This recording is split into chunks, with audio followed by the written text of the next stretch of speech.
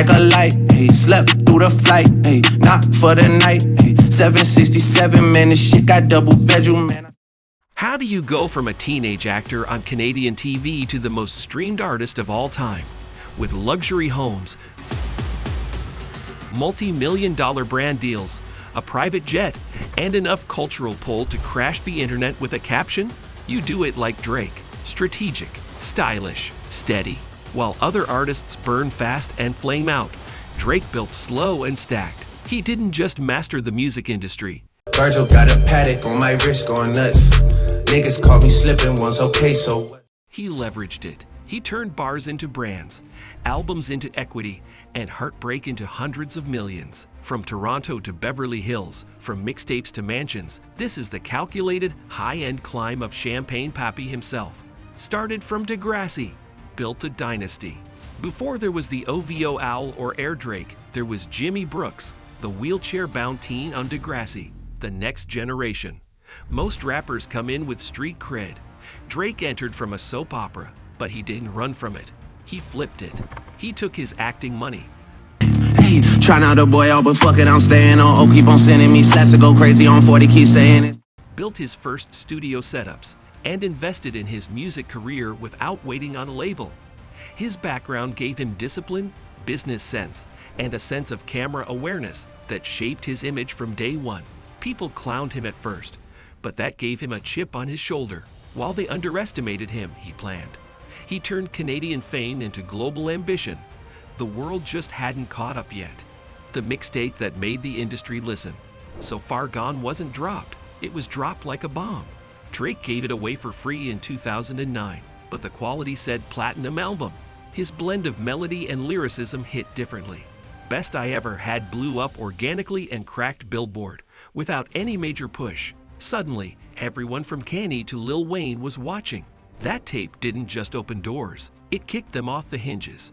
He became the first rapper to sound like R&B without sounding soft, vulnerable but sharp. It wasn't street, it was suburban and surgical. The tape put Toronto on the map, and Drake in every meeting room. That's when the industry realized this kid wasn't just coming, he was here to take over.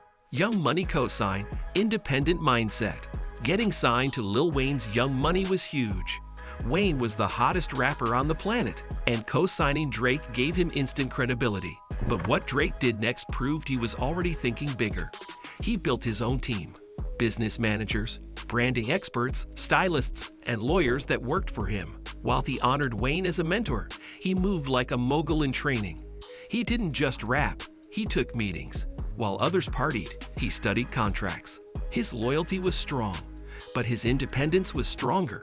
And that's how he created October's very own, his personal brand, label, and eventually, lifestyle empire. Even under a major label, Drake was always his own boss. Album after album, he printed platinum. Drake isn't just a rapper, he's a chart scientist. Every album since his debut has gone platinum. Every rollout feels like a global event. Take Care gave us the moody, vulnerable Drake. Nothing Was the Same leaned into legacy. Views tapped into Caribbean sounds and made Toronto feel like the center of the world. Scorpion doubled down with 25 tracks and 2 styles, half bars, half melody. He doesn't drop music, he orchestrates moments. Every album becomes a meme factory, a streaming juggernaut, and a cultural reset. He writes hits like God's Plan, One Dance, In My Feelings that dominate not just charts, but conversations. Every stream, more royalties. Every album, another notch in the empire. He turned emotions into income. OVO, more than a label. It's a lifestyle machine. October's very own started as a personal stamp. Just a blog and a hoodie. Today, it's a multi-layered brand. Record label, fashion line, global festival, and luxury partnership hub. The OVO Owl is now as iconic as the Nike swoosh in pop culture circles. OVO sound signed artists like Part Next Door, Majid Jordan, and Roy Woods, extending Drake's influence beyond his own hits. The apparel line sells out instantly, thanks to limited drops, collabs with Canada Goose, Jordan Brand, and Roots, and that clean aesthetic. OVO Fest has become Toronto's biggest music event, bringing out A-list surprise guests every year. Drake didn't just build a brand, he created a premium identity people want to wear, watch, and live in. Touring that prints millions and culture. Drake's live shows aren't just concerts. They're brand spectacles, from the rotating stage on Summer 16 to the glowing iPhones on Boy Meets World. Every tour feels like tech meets theater. And the money? Massive. His Aubrey and the Three Migos tour grossed over $100 million. He maximizes merch, VIP packages, and brand sponsorships like Sprite, Apple, and Nike. Each tour stop becomes a localized marketing moment. Social content, surprise guests, viral moments. While others tour for exposure, Drake tours for equity. He owns stakes in the shows, owns the OVO gear, and turns his concerts into cash factories. He's not just performing. He's printing money and multiplying his brand. Mansions that double as business plays. Let's talk real estate. Drake's main fortress, Eka, the Embassy in Toronto, is a $100 million architectural flex. Marble from Italy, NBA court, custom chandelier the size of a Sedan. It's not a house. It's a statement. He built it to be a brand extension.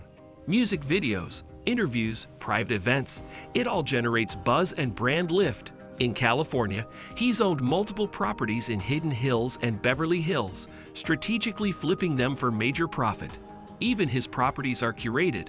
Every location tells the world, I made it, and I made it on my terms. These aren't just homes. They're investments with style, tech, and equity. Playing the silent game.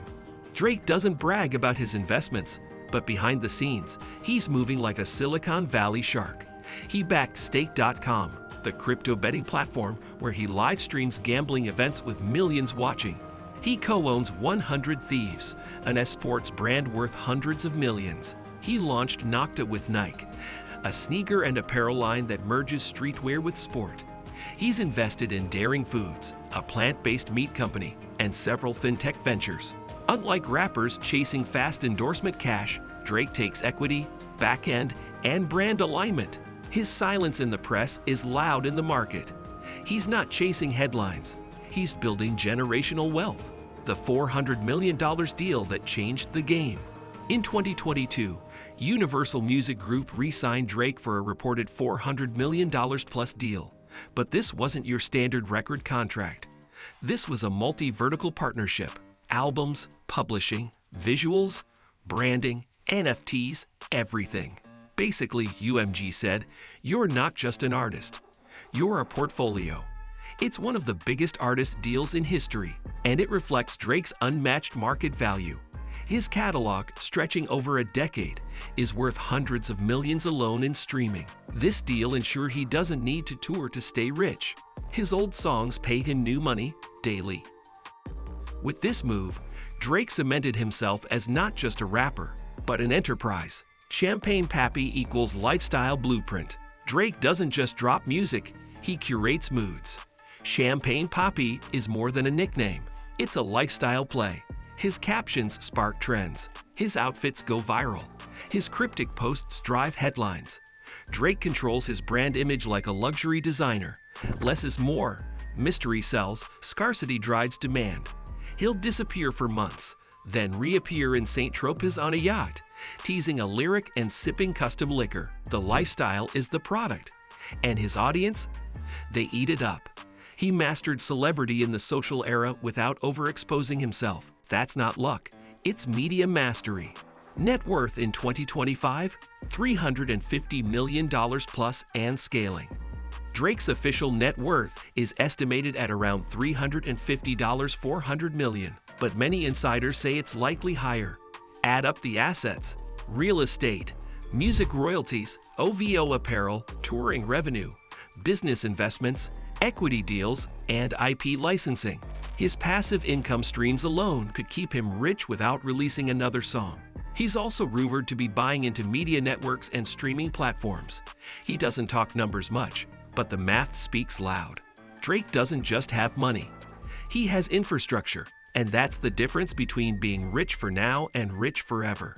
Drake's legacy is bigger than charts. Sure, he's broken streaming records, sold out arenas, and dropped more hits than almost anyone alive. But Drake's biggest accomplishment, he played the game his way. No gimmicks, no explosions, just consistency, strategy, and influence. He reshaped rap's emotional landscape, gave Toronto a global voice, built OVO from a hoodie to a fashion force, and laid down a blueprint for smart fame. Own your image, diversify early, and let your work speak louder than your flex. When it's all said and done, Drake's not just aiming to be the greatest rapper. He's carving out a place as one of the greatest entertainers and business minds of his era. Drake didn't just get rich. He architected an empire. One verse, one deal, one drop at a time. He scaled the music industry, built a global brand, turned moments into movements, and he's still climbing. Whether you're chasing your own mogul moves or just watching from the sidelines, one thing's clear. Drake's not lucky. He's deliberate. He made the blueprint. And the world's still catching up. If this inspired you, like, share, and tell me. What's Drake's smartest money move so far? Drop it in the comments because we're breaking mogul stories all day.